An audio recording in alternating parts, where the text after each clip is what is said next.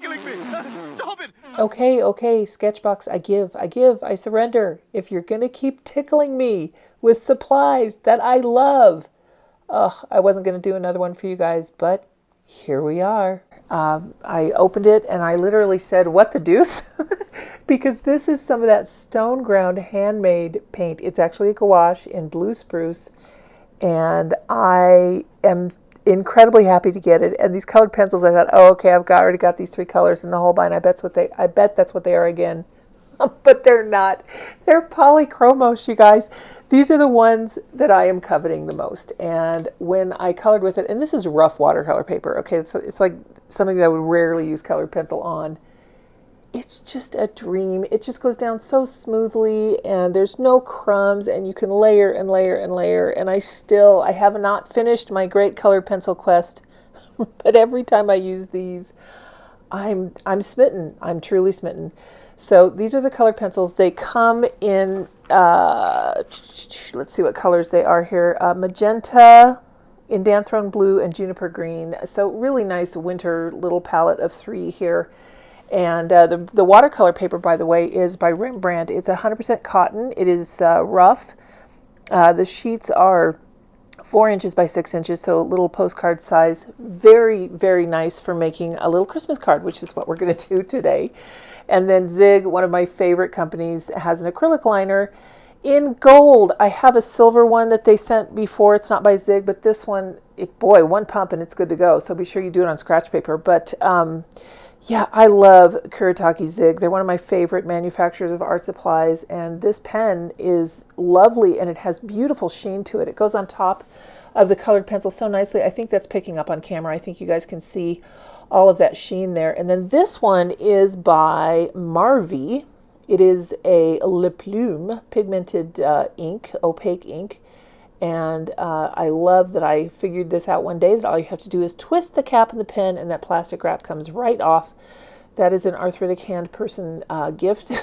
And I figured that out one day by accident. So I've tried it on every plastic wrapped pen since, and I have never been let down. So that's my mental challenge of opening things. But I wanted to get this pen started on the black here on just the cover of the pack of watercolor paper. And wow, 2 pumps and it's good to go. But it does look very opaque. It's a glossy paper there. But it really feels like my favorite Daler Rowney Bleed Proof White. A lot of you use P.H. Martin's Bleed Proof White. It's comparable. The Daler Rowney is absolutely comparable. But this one, I really like it in pen form, but the only drawback is it's got a strong odor to it, like a paint odor, a lacquer odor to it. So we'll put the cap on that and set that aside. I want to play with this gouache. I did go ahead and drop some water on it to get it going. And you know, these little brushes they give you too, they're so nice. Just little tack-on brushes. I've got quite a collection of them now. And I've never been disappointed. I really like them. Look how smoothly this gouache lays down. It's blue spruce is the color that they included. I really like this shade, and it's beautifully matte, really lovely to work with.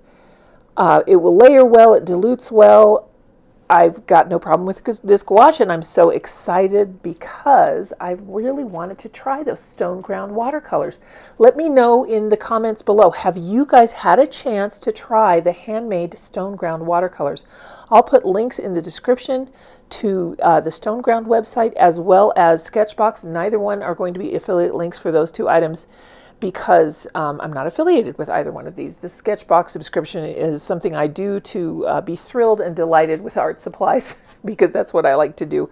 And I like to share them with you guys from time to time. So this will also be in my Sketchbox playlist, so you can look at others if you want to see some more that has to do with Sketchbox. And let me find my phone because I used the calculator on it. Here it is. To add up what these items would cost if you bought them individually, it would be $48.99. I have the premium subscription for Sketchbox, and I believe I am paying $30 to $35 a month. So getting the subscription, you really do save money on art supplies, and you know that's a pretty good savings. Look at how beautiful that is. Look at that color. It's not it's like it's flat, but it's not. And wait until we test it wet on wet. It's really, really fun. That's what we're going to do here. And I wanted to see how the paint pens performed on top of the gouache. Beautifully. Didn't have any problem here at all. And I could make little dots, blend them together. I was just kind of testing what all I could do with the flow of paint. It's a totally manageable flow. The only thing, like I said, that marker, I probably won't reach for it too often because it does have that odor. It's the kind of odor that makes you feel like you need to open the window in your studio. So, you know, something that you shouldn't be breathing, I think. But anyway, here's a close-up of all the little tests here. And I did the white on top of the gold there, but I don't think you can see it. But I am excited. Let's get to work. I'm going to pull out another sheet here and get it set up on a board for us. And then we can get to painting. I wanted to make this so seasonally appropriate for you guys, and I just had one tiny little piece of glittery washi tape left, so that's at the bottom left there. And then I found some that's kind of like a starburst pattern on the rest of it, but there you go. Happy holidays.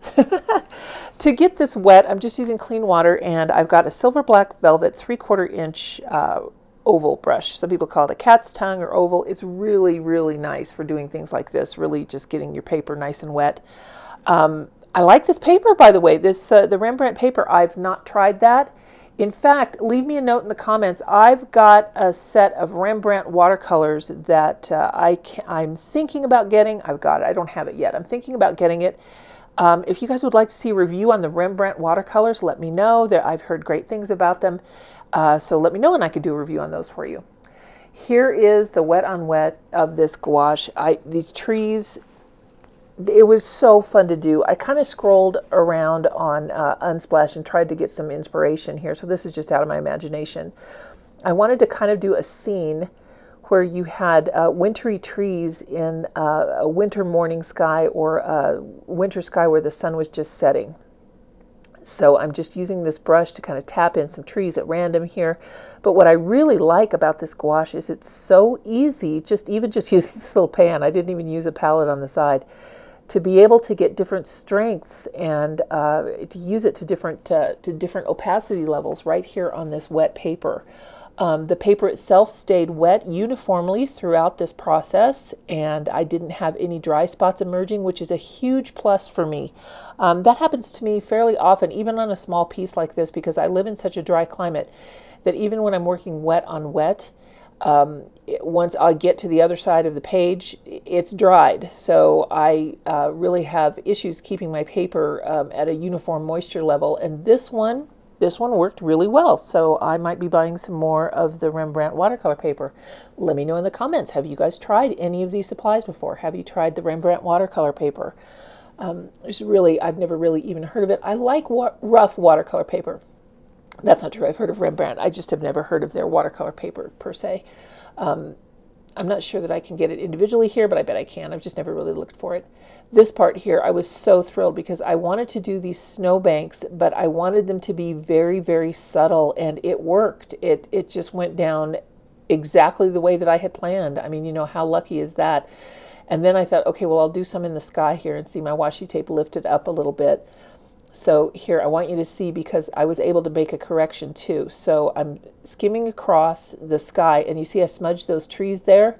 Well, no worries. I can come back and just add some gouache over it and get those trees to be have their little peaks again. And it works exactly the way I wanted it to. That, you know, and that's the thing I have to say, whenever you're working with something in art, if it works the way you want it to, it's a good art supply. Right? Oh, I don't know. I really enjoy being creative, and I think that in order to maximize that creativity, and this is true for all artists, certainly not just myself, you need to have supplies that are going to cooperate with you and to do what you want, because if you're fighting the process, it is the ultimate frustration and it's not fun at all. Let's get this dry, and then let's see what we can do with embellishing it with some of the other supplies in this month's Sketchbox. By the way, if you like content like this, please consider subscribing to my channel if you haven't done that already. And if you give this video a like, leave a comment, share it with your friends, all those things really do help my channel to stay on the air and thriving. And for those of you that have done that faithfully, thank you so much. For those of you who are new, welcome. I'm really happy that you're here with us on Art on the Creek.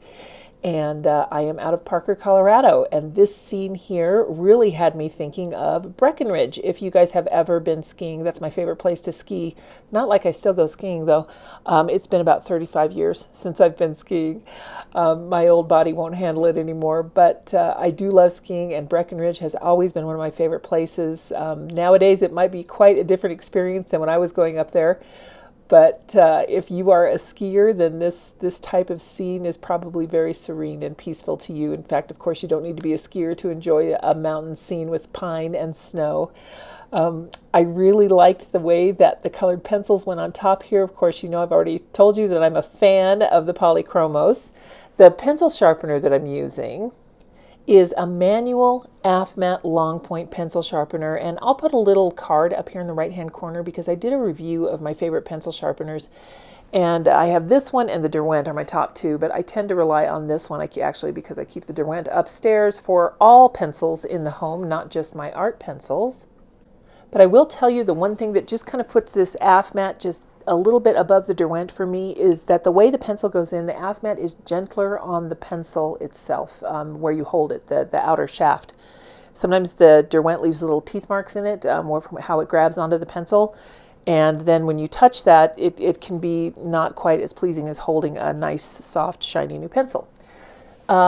Okay, so going in over the gouache trees here with the colored pencil, just kind of playing around, seeing what I can do to get these trees to come forward a little bit and have kind of that shadowy effect, the misty effect in the background. I've only done this with watercolor. I've never done it with gouache and colored pencil, and I was very pleased with the outcome. I usually do this technique with the wet on wet watercolor, and I include the sky in that wash, and then I'll do the trees in the background and then the snow. I'll let that dry, put on the next layer, etc., and gradually build the forest toward you. But this one was really kind of fun to do with the gouache and the wet on wet and the colored pencil. I have recently begun to use a lot of wet on wet techniques in gouache. I've used gouache for many, many years, but the technique that I've always used has been wet on dry because when I started painting with gouache, it was painting Disney characters and animated figures like that. So it works best to have clean, crisp edges when you're doing any kind of animated character, and I really like, at least the kind of animated characters I was doing, I really like this effect of wet and wet with gouache. It's as mesmerizing for me as when you first experience watercolor wet on wet and you see that flow go across the page. This particular watercolor, the gouache, doesn't have a huge amount of flow. And personally, I kind of prefer that. I like being able to control it somewhat. Reading from the Stone Ground Paint Company website, their paint mixing and paint making techniques are all inspired by nature and made by hand. They craft their paint in small batches the traditional way, assuring the quality and vivid reflective nature of handmade paint. The Stone Ground Paint Company combines the world's finest pigments with a binder made of only totally sourced organic honey and the world's finest gum arabic. No use of fillers, additives, and extenders because those sorts of things can absolutely muddy and dull the paint, and they don't use those. And I would agree 100%. The experience that we have, that I had rather, when painting with this gouache was that it was a very high quality professional grade material. So I'm very excited to learn more about Stone Ground Paints and perhaps even get into their gouache a little bit more. Now, for those of you who may not know, gouache is opaque watercolor, and what gives it that opacity is typically a chalk. Here, the Stone Ground Paint Company uses the handmade gouache by combining those pigments and a premium French chalk with a binder made from water, gum arabic, and wildflower honey. So once again, very professional quality. They have modern colors, traditional colors, designer series, fluorescent series, and let's see if I can find anything about the light fastness. Stone Ground Paint Company is out of Canada, and their website is visually very pleasing. It would be a wonderful late night scroll for me, for yours truly. The pigment type in this particular one is synthetic organic and synthetic inorganic. It is PB15.3 mixed with a PBK 19.7. It is opaque, however the light fastness is not rated. It is non-toxic, and it is indeed an excellent choice for giving leaves and plants the appearance of evening shadows. So this, I think it really just shone very well in this little piece. And I recommend if you're going to try just a couple, maybe consider this color, because I was floored that this color was just so spot on for my personal landscape here in my home of Colorado. Blue spruce is our state tree, and this is really extremely close to the actual color of a blue spruce. So I was very pleased to receive this in this month's Sketchbox. At the time I'm recording this, which is the 1st of December 2023, they have some 68 colors in gouache plus 2, 4, 6, 8, 9 neon gouache colors. So lots of fun, lots of things to choose from. And I just counted 108 different types of watercolor pans that are sold individually. Some of them are mica, some of them are iridescent. It really looks like a really fun thing, fun shop rather, to play around in. They do have palettes that they offer. They're warm botanical, cool botanical, night garden, earth, lots of curated palettes. So in addition to just a primary palette, the essentials, and that one is listed from $43.95 Canadian. So if you just want to try and get into the watercolors that way, that would be a really fun way to do it. So I know I'm talking about this Stone Ground Paint Company a lot. I think I better order some, and I think I better do a review for you guys. Let me know if that's something that would interest you, because handmade paints are something that I really, truly appreciate working with any kind of smaller company that is willing to work with the land, with the history, and respect the environment. I'm not against big companies. I've certainly purchased a lot of things from big companies and been very pleased with them. But, hats off to the little guy. Hats off to the small business person who's trying to make ends meet and come up with a better product and give a little bit more of a personal customer service experience. Sometimes I think that that's an art that's just dying in our world, and I thrive on those personal connections. And I don't know, if you're here on YouTube, I kind of would assume that you do too. And maybe shopping from a handmade company is something that really interests you. So yeah, let me know if you're interested in the Stone Ground paints. As far as the Polychromos go, stay tuned to my channel, because I will put a link up here in the corner to my great colored pencil comparison. I've got so many brands to go through. So far, I suspect my top 3 are going to be between the Derwent Lightfast, the Caran d'Ache Luminance, and these Polychromos.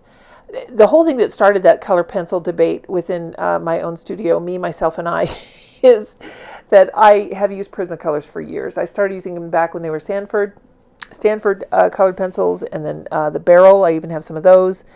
So I've seen them go through many different evolutions, and I've always used them. I always like their pigmentation, and I still do. But I really, really dislike how much they crumble. Granted, it could be the way that I use colored pencils. It could be that I'm more heavy-handed than some other artists, but every single time I use Prismacolors and I try to get the crumbs off of my work, I leave little trails of crumbs, and it's just annoying to have to clean it up all the time. And it wasn't until I tried some other colored pencils that I realized that I didn't have to put up with that. Colored pencil is not my typical go-to. However, in the past 2 years, really, I have really gotten into it. And I'm really trying to do this comparison because the colored pencil artwork that's out there is amazing. And I really want to be able to do that. So I want to be able to get the best colored pencils for me.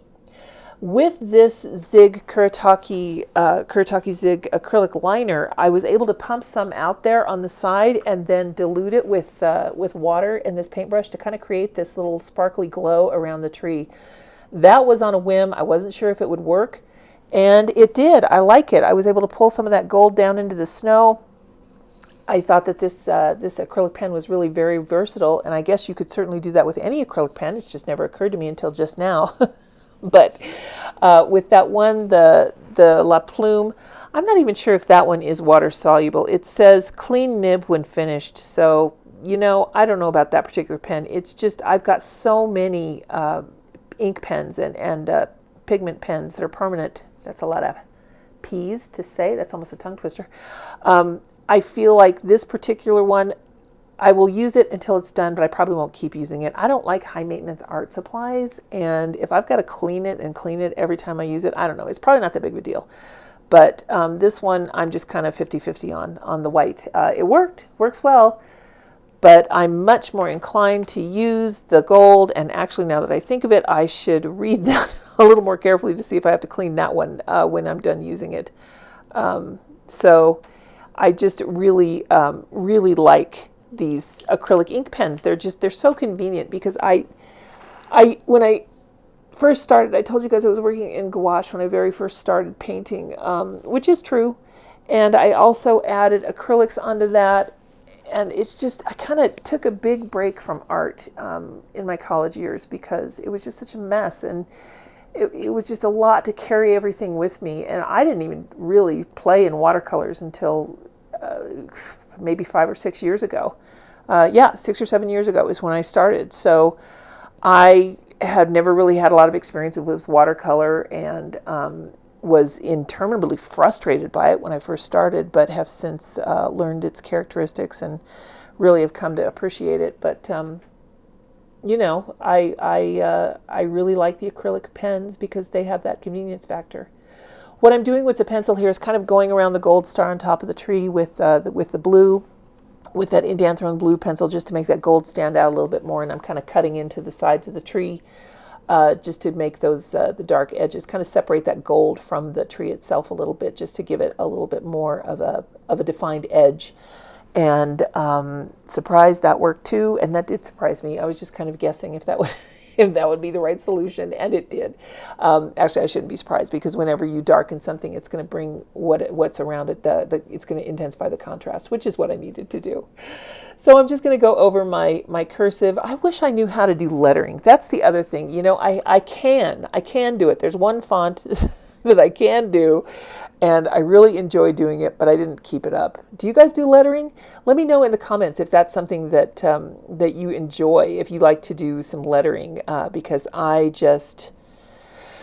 would love to do it, but my goodness, it's a lot of practice, and it almost feels like you have to learn the handwriting all over again, because it's not handwriting, it's lettering. It's different. So, if you like doing that, let me know. I'm just curious to see how many people out there enjoy lettering. I love watching it. I really appreciate the skill and the talent, but for me personally to do it, that's another window entirely that remains shut. Oh, I hope whatever holiday you're celebrating this season, that you are enjoying it with people you love, and that everyone is having just a wonderful winter. Enjoy painting your Christmas cards, your holiday greetings this year with some gouache. Take care, everybody. We'll see you next time. Bye now.